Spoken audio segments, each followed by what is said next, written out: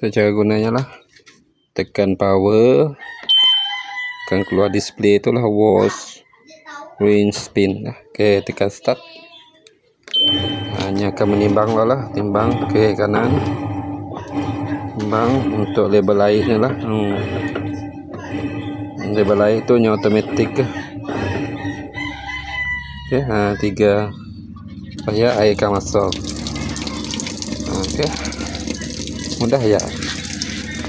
Power start. Kecuali kita nak pergi ke spin lah. Pergi spin, tekan power, tekan proses, tekan proceed, pilih spin aja lah. Spin aja, ke start lah. Dia akan buang air. Air keluar. Oke, macam ya cara pegang untuk spin lah.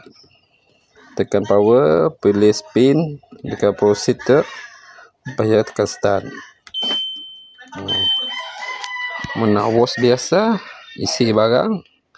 Oke, tekan power, tekan start je. Ini akan menimbang lah. Apanya menimbang.